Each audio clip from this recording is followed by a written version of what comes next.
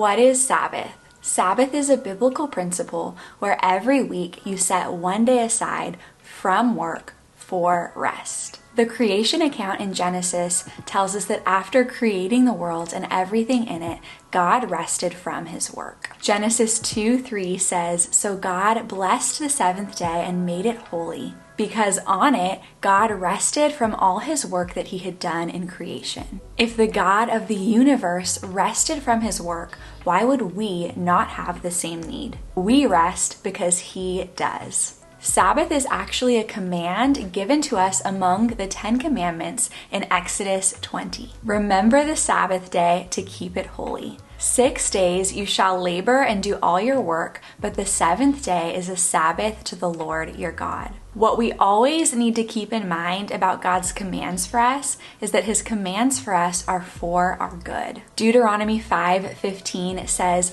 "You shall remember that you were a slave in the land of Egypt, and the Lord your God brought you out from there with a mighty hand and an outstretched arm. Therefore, the Lord your God commanded you to keep the Sabbath day." When God freed the Israelites from slavery, he gave them Sabbath to keep them from becoming slaves again to the masters of productivity, achievement, work. The same is true for us. If we can't regularly take steps away from our work and rest and trust in God's provision, then we're going to be slaves to our work. Sabbath is commanded in the Old Testament, and it's also affirmed in the New. Hebrews 4:9-10 says, "So then there remains a Sabbath rest for the people of God. For whoever has entered God's rest has also rested from his work as God did from his." Sabbath is something to take seriously, and at the same time, we are to remember what Jesus said. The Sabbath was made for man, not man for the Sabbath. So the Son of Man is Lord even of the Sabbath. Though we are to refrain from work on the Sabbath, Jesus himself sometimes healed on the Sabbath. I think of the crippled woman in Luke 13. He also defended his disciples when the Pharisees criticized them for picking grain on the Sabbath in Mark 2. Jesus didn't want people to get so caught up in the letter of the law that they missed the spirit of the law. In Matthew 12:12, he says, "So it is lawful to do good on the Sabbath." What is the spirit of Sabbath? To rest and worship God. I'm going to show you what it looks like for me and my family to practice Sabbath in this season of life. Keep in mind that it may look different for you depending on your personality, what's restful to you, the season of life you're in. But I pray that this little Sabbath day in my life vlog can give you a little bit of inspiration as to what it might look like for you to practice it in your own life. For Sabbath, we like to let ourselves sleep, which means that we do not set an alarm clock. However, we are new parents, which means that we have a tiny, cute human alarm clock who usually has us up no later than 6:30. And so even though we don't really sleep in, we do our best to take the morning slow.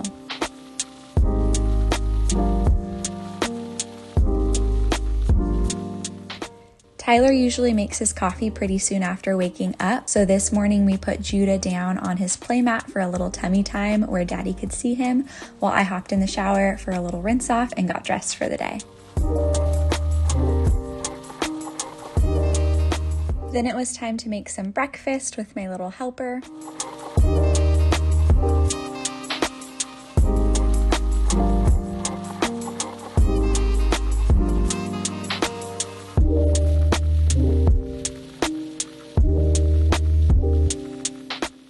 Is anyone really surprised I made eggs? Hello and welcome back to my channel. We've just had ourselves a nice slow morning and Judah's doing his first nap right now. So he is sleeping independently through the night, but we're kind of still working on daytime sleep. And so Tyler's in there right now helping him get down.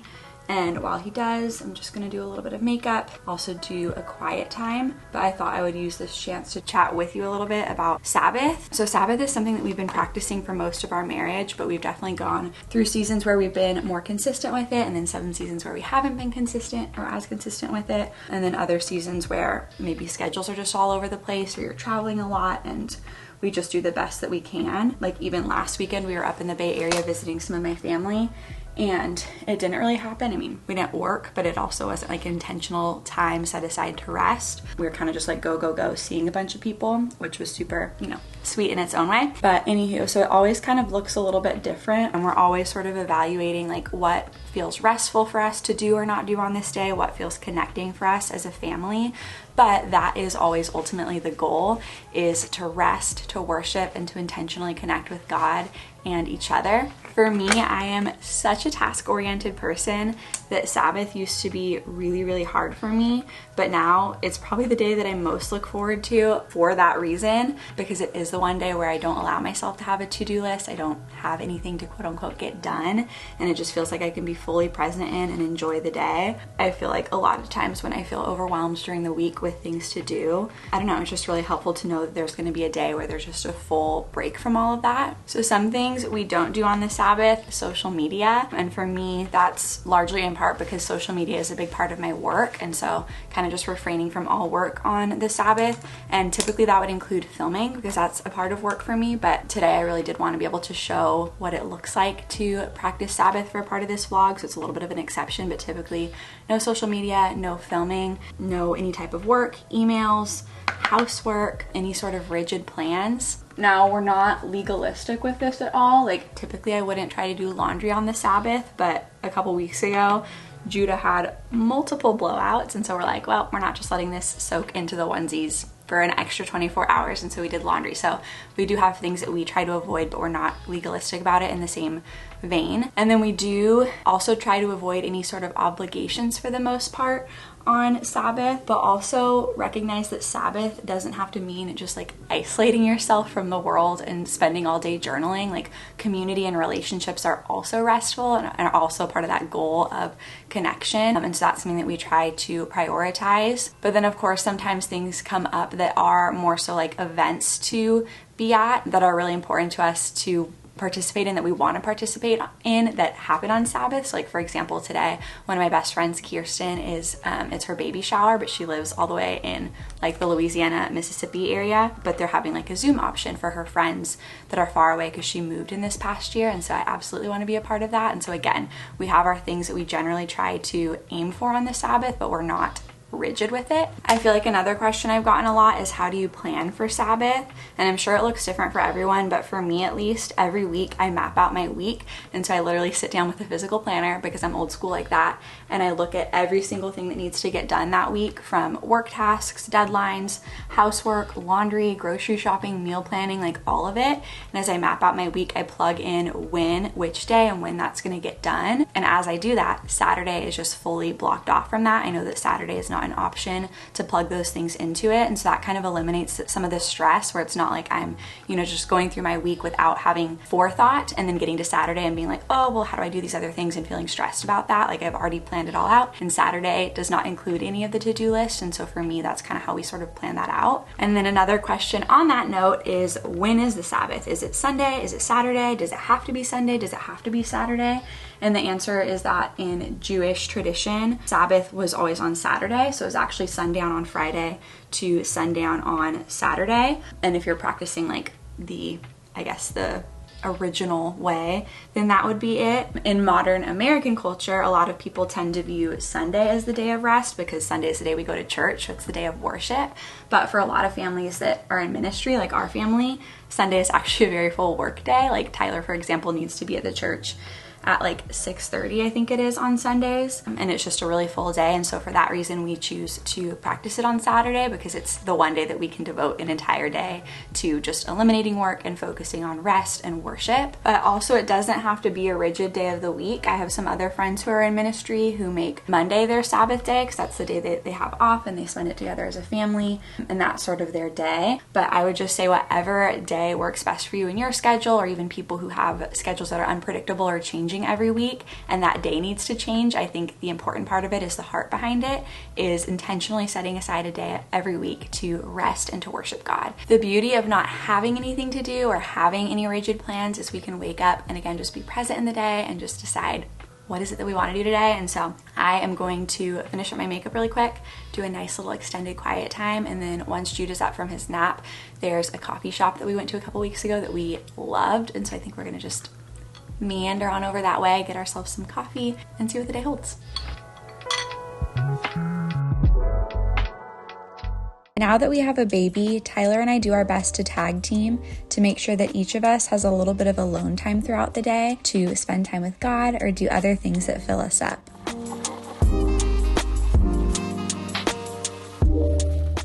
Our big outing for Judah's first wake window was going to this coffee shop Love Song in San Diego. Tyler loves himself a nice coffee, and I love myself a nice aesthetic place to sip it in. But also, their matcha is one of the best I've ever had. And can we please talk about this Earl Grey lemon Queen Amon? Chef's kiss. After we were done, it was time to head back home for Judah's second nap and a nice chill afternoon. I also hopped on a Zoom for the baby shower for one of my besties. I wanted to take a moment while Judah is down for his second nap to talk to you about what is mine and Tyler's favorite part of our Sabbath routine. We have shared this before. I think it was in our vlog when we went to Hawaii for our baby moon, so not in a while, but this is something that Tyler had the idea to start doing maybe like a couple months into our marriage, and whether or not you do it on the Sabbath, I could not recommend this enough. And so basically what we do is we got this little notebook just from Amazon, generic little notebook. I made a little tab for it that says Harlow Family Prayers. And so obviously we try to pray together every day, but to be honest, it's usually not like a super in-depth time of extended prayer. It's maybe like a prayer together over a meal or before we go to bed and that kind of thing. And so once a week at least, and we do it on the Sabbath, we make sure to set aside intentional time of extended prayer together where we can really just cover every category of our lives in prayer. And so what we've done is we've come up with these categories. So you can see I already wrote out the little template for today, but we always just write the day's date, and then we have these categories of community, work, family, world, personal, Judah, praise, so praise requests, and salvation. And so we take turns filling this out. I'll write some things down, give it to him, he'll write some things down, and then we just take time praying through these things. And so maybe I'll pray over the community requests, he'll pray over work, and then we just switch off back and forth. And yeah, this is just a chance to remember the conversations we've had with people throughout the week and